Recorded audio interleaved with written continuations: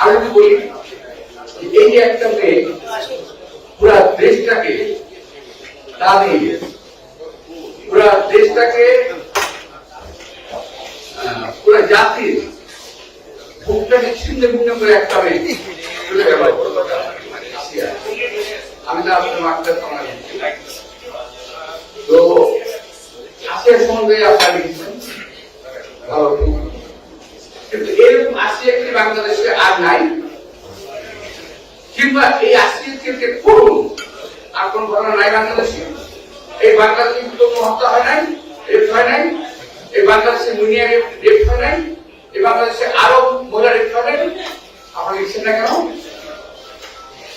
কেন লিখেন না? বলবেন? বলতে পারবেন না।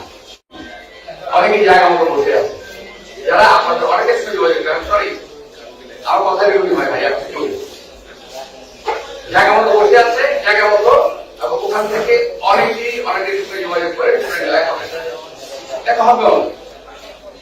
আমাদের আমরা সাংবাদিক আমরা কেন লিখি না যে অমুক অমুক ব্যবসায়ীর সঙ্গে অমুক অমুক রাজনৈতিক দলের সম্পর্ক আছে,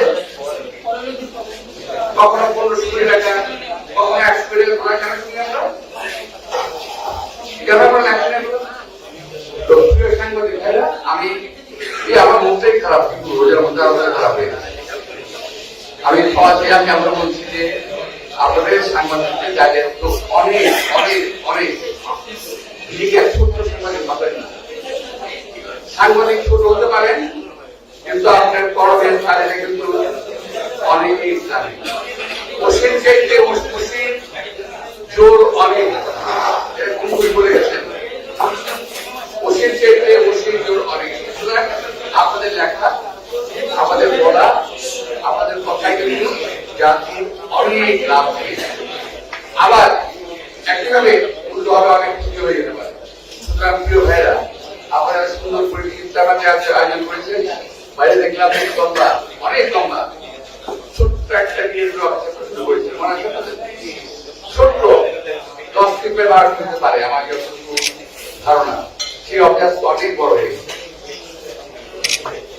আপনাদেরকে আমি যারা বড় সাংবাদিক ভাইরা আছেন তাদেরকে বলে একটু জায়গা দিয়ে আসছে আমাদের ওখানে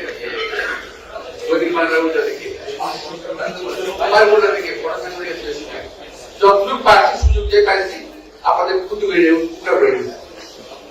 আমি যে আপনাদেরকে সাংবাদিকদের ব্লক দিলাম ভাই, এই দুঃখের কথা আমি আজীবনের মধ্যে বলতে পারবো। আমি একটা আসামি, যারা ব্লক দিল তারা কেউ আসামি না। আমার কি দুর্ভাগ্য, আপনাদের কি দুর্ভাগ্য লাগে? সাংবাদিকরা কেউ আসামি না, আমি একটা আসামি। কে চলতেছে? একজন সাংবাদিককে দেখছেন মির্জা আব্বাস সাহেব আমাদেরকে ব্লকটা দিচ্ছে, আমরা ধরো জুড়ে করি নাই, আমাদের এলাকায় সুযোগে নাই, সব চাও পাওয়া গেছে। পরবর্তী একটা দেখা হয় বলতে বললেন, বলেন এখনো বলবেন না। আমার মামলা কিন্তু চলতেছে ভাই, আমি আর বলি জেলে হয়ে যেতে পারে, কিন্তু একটা সাংবাদিক একদিন বলে কি জজ সাহেব বলতো, 10টা সাংবাদিক বলতো জজ সাহেব আব্বাস সাহেব তো নির্দোষ, ওরা কেন মাফ করে আসতে হবে? বলেন না ভাই, এগুলো একটা শান্তি নিজে বলেন।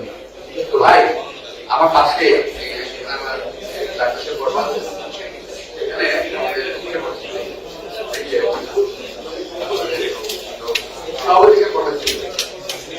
আর বলতেছিল যে আমার ভাই আমরা শুধু দল পাই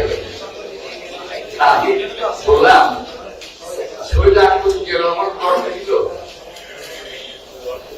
যাদেরকে দিয়েছিল তার নাই, তারপর আমিও দিলাম, যাদের তারাও নাই। আজকে তো এখানে কেউ নাই। আর যাই হোক, তো এখন এভাবে তো হবে না, বরং যেটুকু প্লট দিয়ে আসছি ওইটা আপনাকে আপনারা একটু ডাবল করে নেন।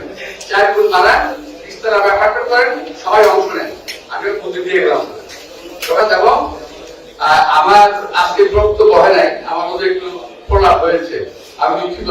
আমার সবাই জন্য কেউ রাগ করবেন না। আমি একটা বাস্তব কথাটা বললাম, আমি বাস্তব বিশ্বাসী, বাস্তব কথা ভালোবাসি।